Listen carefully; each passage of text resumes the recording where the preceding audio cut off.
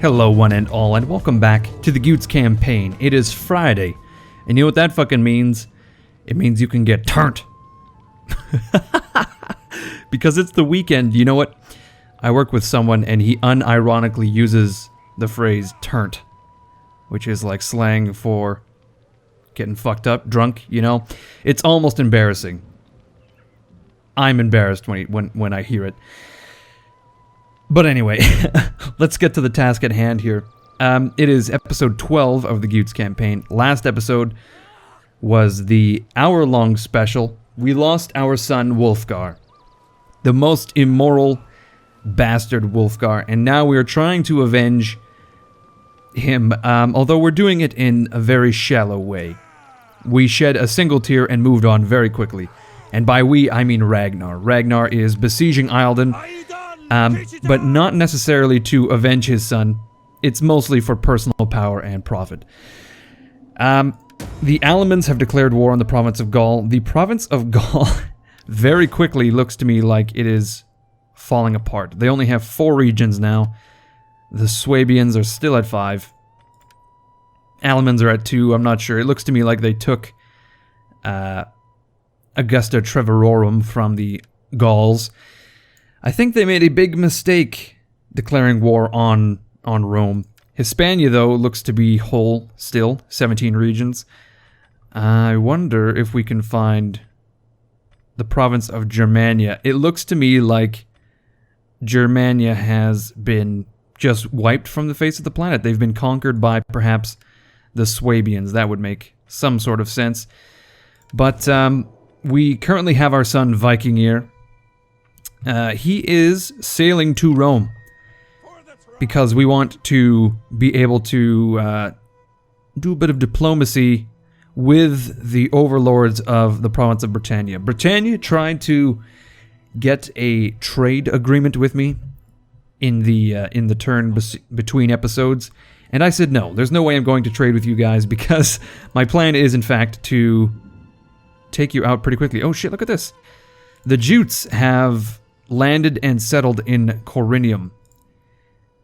And that's excellent for us. Let's see here. Again, I can't actually talk to the Britannians. Yeah. See, this is what I need to do. I need to talk to Rome so I can wage war against Britannia's enemies, and then ultimately turn and stab them in the back. But that's enough of that. The Vandals are now at peace with the Alamans. Okay, this is really interesting. Ragnarr is now harsh and unjust. And I'm not sure what it was... Get the fuck out of here. I'm not sure what it was that triggered those traits. Perhaps it was the fact that that he tried to kill his son multiple times, at least twice, and failed. I'm not sure, but Ragnarr is apparently some sort of totalitarian dictator. I mean, he is an authoritarian. He is the king, of course. No power was given to him. He just inherited it, you know? So he is apparently some kind of asshole, and I'm liking this development. He's a warmongering, iron-fisted beast of war, and he has no sympathy for fools, and no sympathy for incestuous assholes. Now... we are currently besieging Eildon, and I think we're going to try to starve them out. I don't want to give these guys an opportunity to face us on the field on a level playing field. They have forfeited that right after having used underhanded tactics to kill my son. The whole fact that this asshole was chilling just in the Pictish territory and he was able to come down and attack my army... I don't know, that made me salty big time. I want to pass these turns really quickly though, so we'll just quickly look at Iblana. We currently have a -6 public order issue due to mostly taxes and religion still to this day. I think Ivar and, what is his name?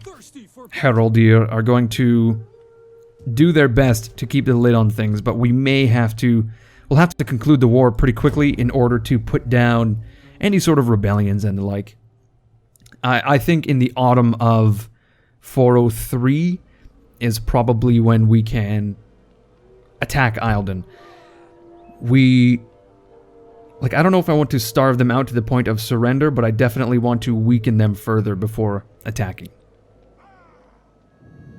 Okay, our new general, Sigurd, who has taken control of Wulfgar's previous army, is trying to spread rumors about Astridir, our wife. And I'm not sure what those rumors could ever... what they could possibly be. Would they be about maybe an incestuous union? I don't know. All I do know is that we're going to pay him a bit of gold to keep his fucking mouth shut. Luckily, we are having a good winter. We are going to be losing a few men, but it's not entirely clear how many. Ablana still, -5. Ooh, tier achieved, Civil 1. -5 public order, so how many turns is that? We would have like 6, 7 turns until that becomes an issue. Okay, we actually have gained public order from bureaucratic reforms. Very interesting. I think we ought to go for some... let's go for military maneuvers, I think. We'll unlock raiders. Nordic Band. We don't have those yet, do we? Have we unlocked Nordic Band? We have. Not, actually. Viking Lancers. Those guys are new. So are the raiders. I'm not sure what the fuck these Nordic Band are. Or where we would unlock them.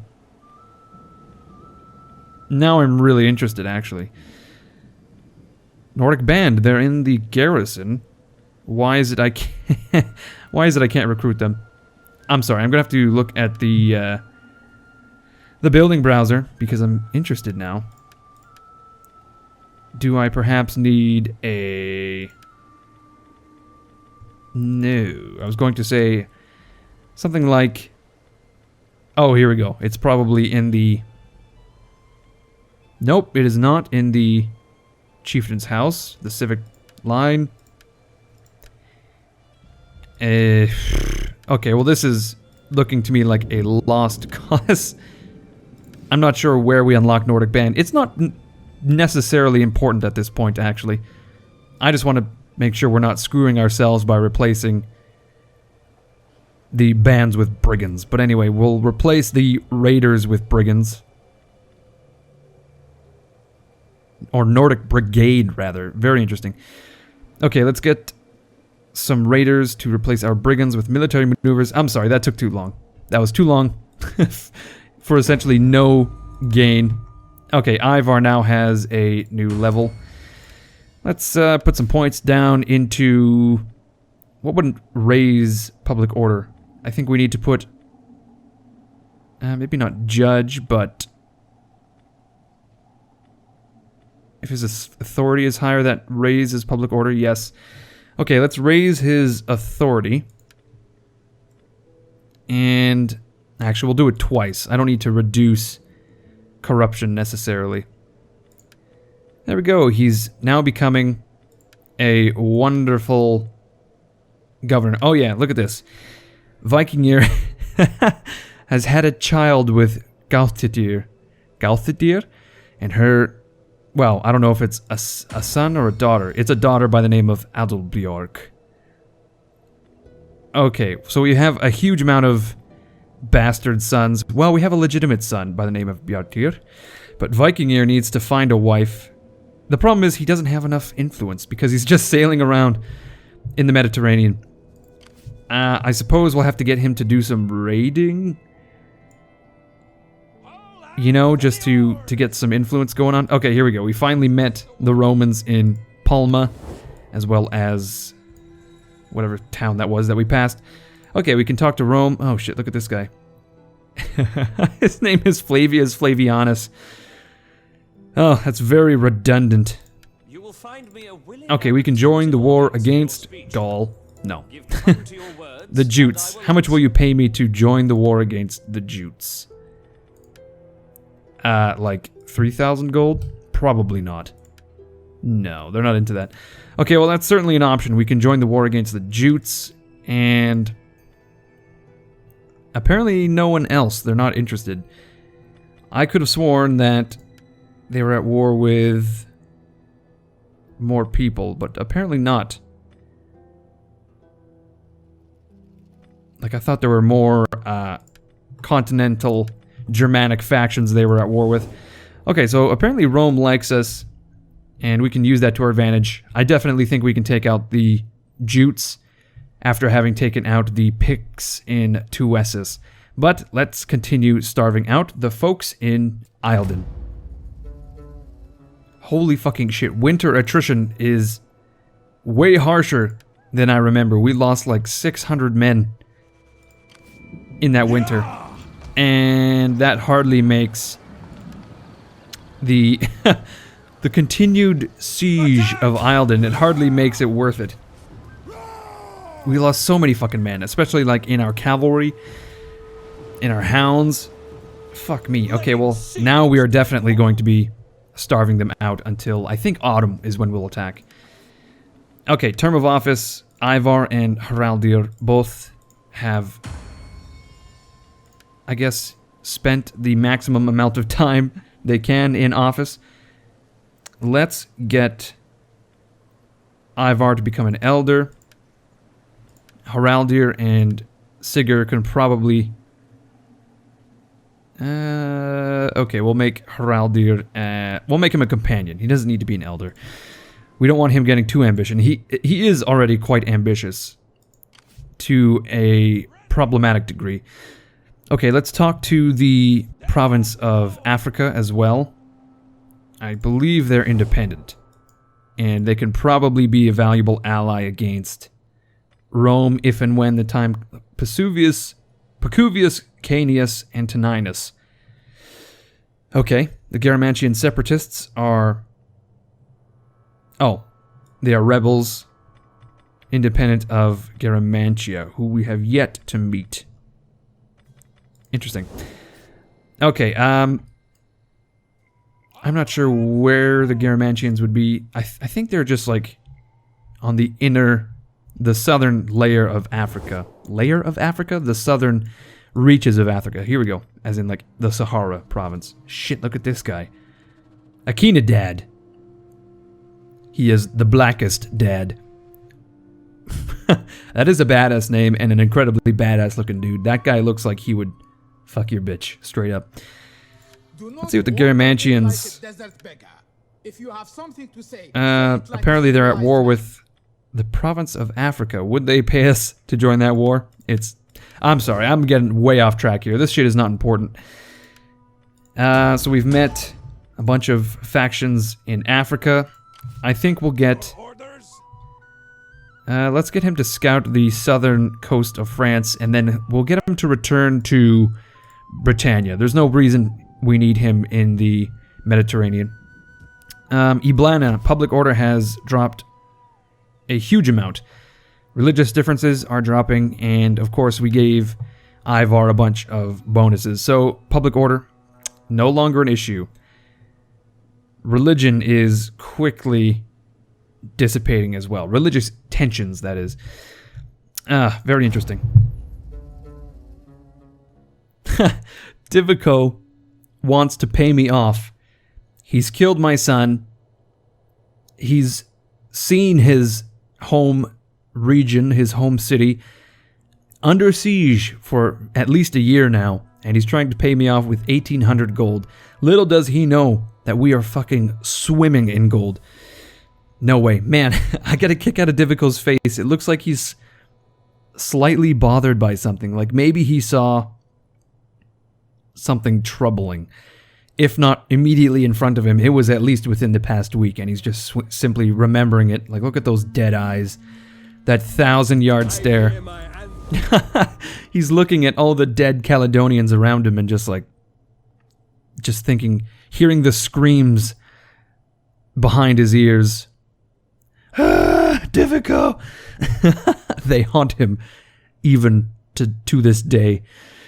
Or maybe he just saw a good friend of his get really drunk and take a big smelly poop right on his rug. Like the rug in his homestead. That would give you a 1,000-yard stare. Because you want to be angry. You really do. but at the same time you want to laugh because like your best friend just took a steamy dump. Okay, Britannia, go kindly fuck yourself. I don't mean to judge a man by his looks, but Marcus Flavianus certainly looks like he looks like binging with Babish. Or no, he looks like the guy from Vsauce, Mike from Vsauce, or whatever the fuck his name is. He looks like he would live in Portland. The West Coast, at least. Oh, man. Can this turn end? No, it won't. Okay, so I believe it's autumn. It could very well be summer, though. I've actually lost track of how many turns we've passed. But we will be capturing Eildon pretty quickly. I don't know if I want to do it this episode. We've already spent too much time, unfortunately. I'm just so fucking bad at passing turns. I'm sorry. I really am. Boom, office secured. Boom, office secured. Viking year, rank gained. Motherfucker. Let's get him some points in something that will increase his... something that will increase his influence gain. Of course, none of these would do that. Let's make him a fleet commander. And we'll also check his household very quickly. I think we'll go for the wooden sword as well as, well, nothing else necessary really. I think the slave trader is probably his best bet still. And we'll also put a point into... Now we'll put 2 points into fleet commander, actually. There we go. Now he's a dedicated naval officer. And like I said, we'll check out the coast of Spain, Hispania, rather, and the coast of France. I imagine the entirety of the Iberian Peninsula is still held by the province of Hispania. Most definitely. Okay, so it's still summer. They're now taking attrition. Oh, I really want to see these garrison units get weakened. That's for sure. And we will be attacking in the autumn. And I think that's basically it for this turn. Well, somehow we've increased our Imperium. We can now have 8 armies. I have no idea how you would field that many, but I suppose if you were to do like 8 armies of 2 units, you could do it. 4 fleets, 4 governors, 2 agents. We have yet to build any buildings allowing us to get agents. I've actually realized, oh my god, we are doing a lot of damage. More damage than I suspected. We can actually attack in the winter. We can do one more turn of this. Oh my god, I'm loving it. We'll do one more turn, and then I really want to crush the remnants within the town. I want there to be a very small amount of resistance. I want there to be resistance, but almost like a token resistance. Okay, apparently the Picts have converted to Germanic paganism. Very bizarre. I guess because of our influence. The Roman separatists have declared war on the theme of Dardania. And we have unlocked the first military tier, reducing our cost for mercenaries. Almost useless, in all honesty. Let's research standardized equipment that will allow us to apparently build a steel works at some point. Okay, I also saw the Jutes march out from Corinium. I think they went north. I have no idea what they intend to do. But I feel as they're still at war with Britannia. They have to be. So are they maybe cleaning up a few armies? It's hard for me to say. The Visigoths and the Jutes are really the only factions nearby. Let's look at Gaul again. Gaul only has 2 regions. The Swabians have taken another. And I think the Alamans have taken another as well. They're up to 3. Well, the province of Gaul... Speaking of another ridiculous-looking dude, a guy with the most masculine name, Serena, Flavia tuberta. Tuberta sounds like it should be a name for a vegetable. Like a proto name for a vegetable. That's what they would call the carrot before it was properly domesticated.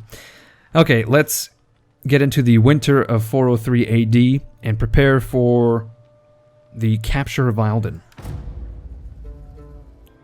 Hundreds of Caledonians are starving within Eildon, and Divico has yet again come out to meet me, to parley outside the walls with his dead fucking doll eyes, and he's offered me yet again a pittance of gold.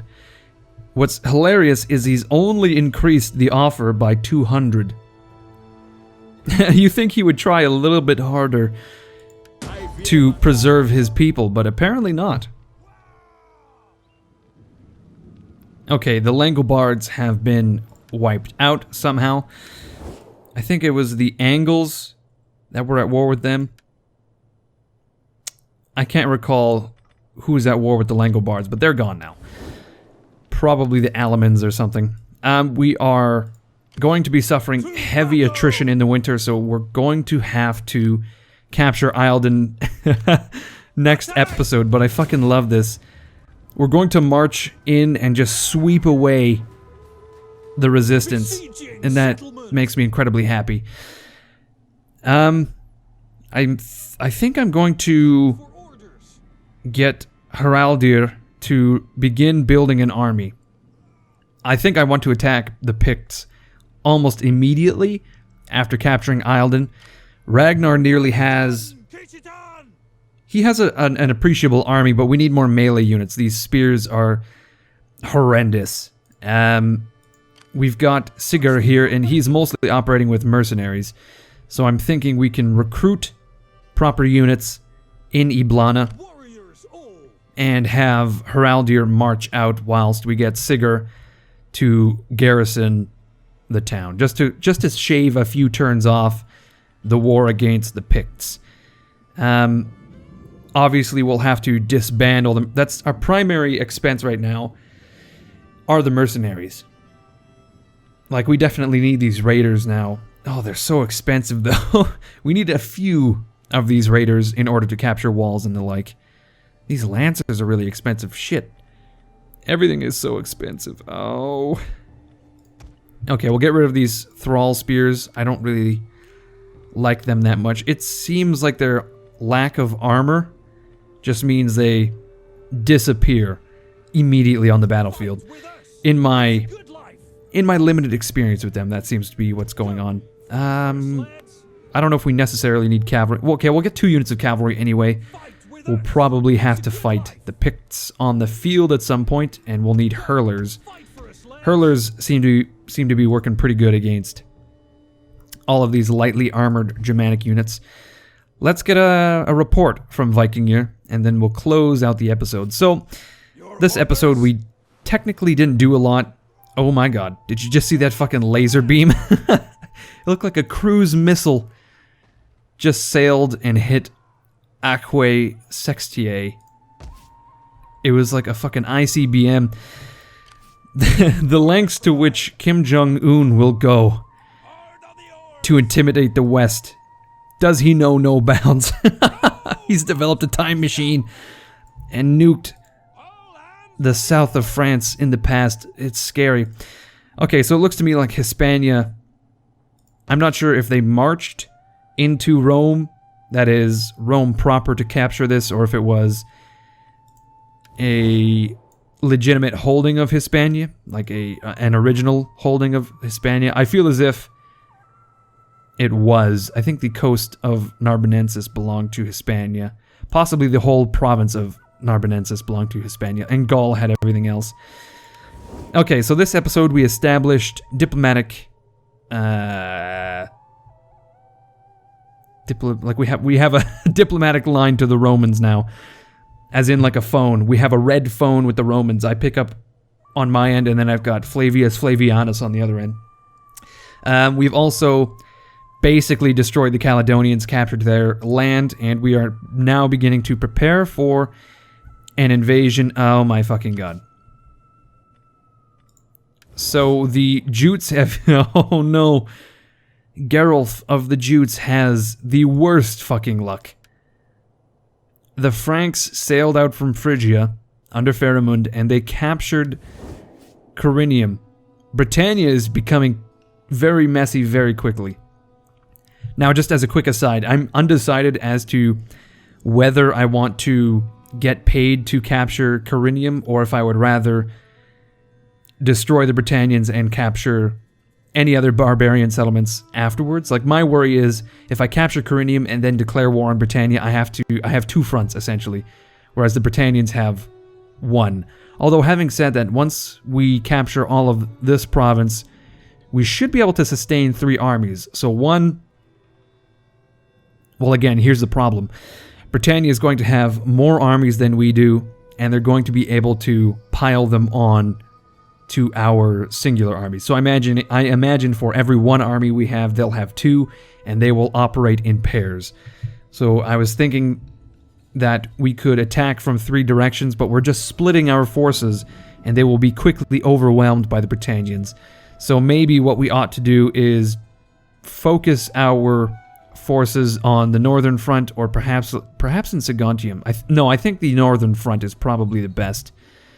And then we can have a garrison force in Ablana, just to prevent any troops from crossing. Although, having said that, we should have a navy with Viking gear. He can defend the coast. I don't know. This is all stuff for the future. For now, I want to say thank you for watching. I hope you enjoyed this episode. I certainly did.